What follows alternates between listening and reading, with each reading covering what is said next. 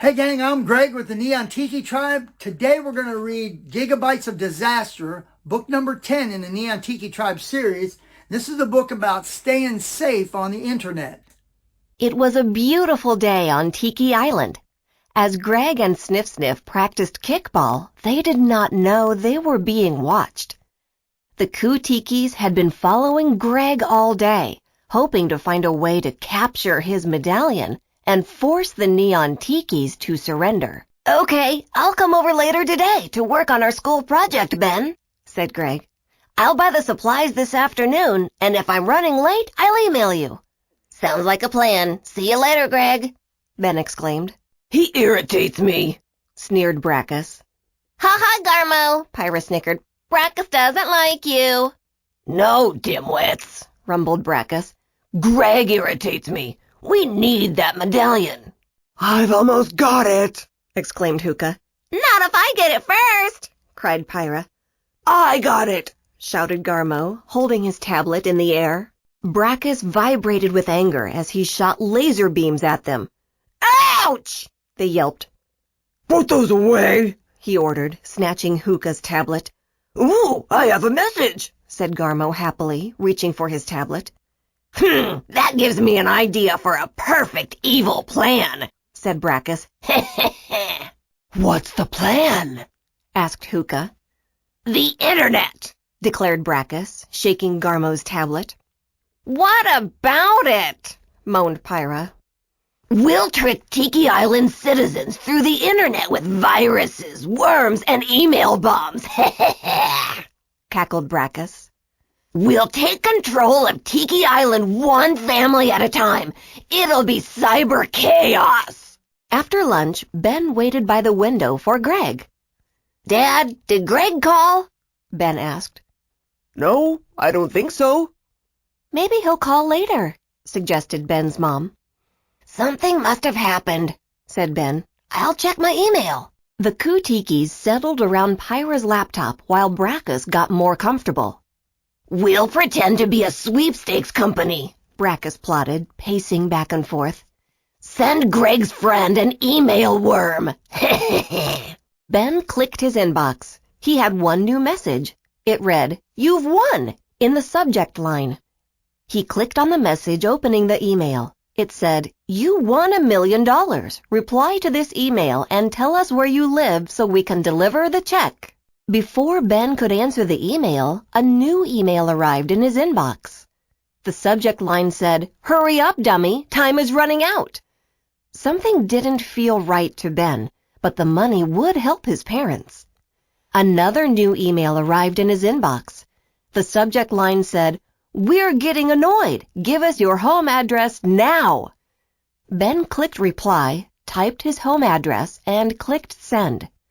He didn't tell his parents so they would be surprised and proud when the check arrived. "Your friend must be here, Ben. Can you get the door?" called his mom. "Sure." Ben opened the door. "Hi, Greg."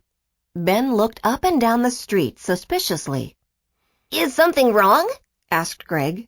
"You seem nervous." Ben told Greg about the emails. Greg immediately contacted the Neon Tiki Tribe, but not soon enough. "Uh-oh," said Greg. Growled Sniff Sniff. The boys looked out the window. They saw an oversized check and balloons. "It's the Tikis," said Greg. "What do we do?" asked Ben nervously. "Follow me," said Greg, running upstairs. Greg grabbed an empty bucket and filled it with water in the bathtub. The boys opened an upstairs window and dumped the bucket of water on the Tikis. "Is it raining?" asked Garmo. They looked at the sky. Next, a cloud of flour landed on them. Brackus let go of the balloons and put on his super shades. "Get them! Take that!" Brackus shot a poorly aimed laser beam, which simply popped the balloons. Garmo grew as big as the house, but Greg and Ben put glue and birdseed on him. He felt ridiculous as birds from the neighborhood started flying all around him trying to eat the birdseed. Hookah blew smoke into the house. Greg, Sniff, Ben, and his parents rushed out of the house, coughing. "Grab the medallion!" Brachus commanded. A tangle of vines wrapped around Brachus. "Hey!" Zeke dropped out of the sky, holding the other end of the vines. Moa ran close behind him. In a blur, a brick wall formed between the people and the Tikis.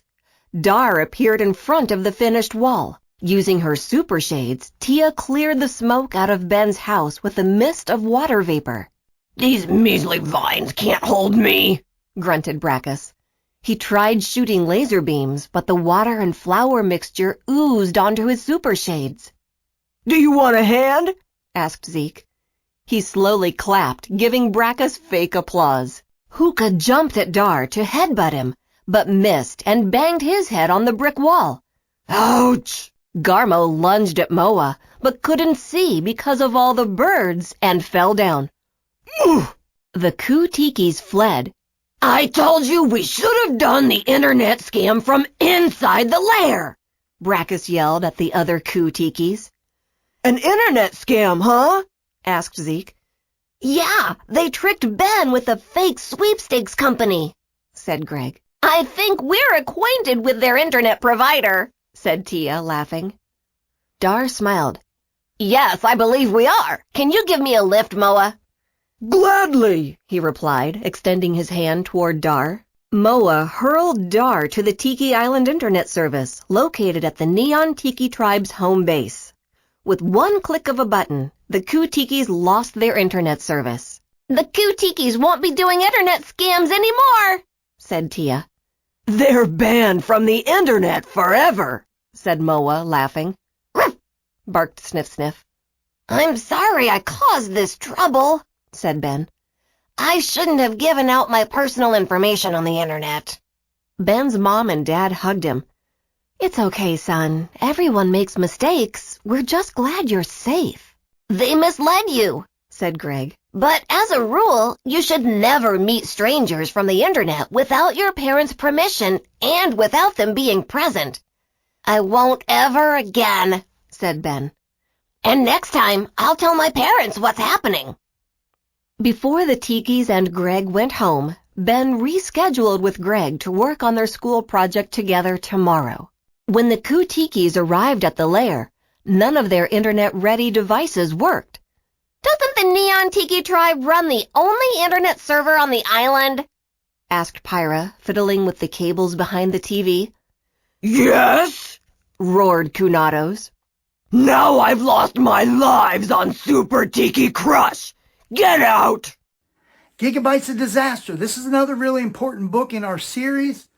This is about never giving out an address to someone we don't know from the internet, possibly in an email or a text message to us, someone we don't know, or meeting someone off the internet without a parent or guardian nearby. This is a pretty important book here. We're so glad you were here to read along with us today. Thanks.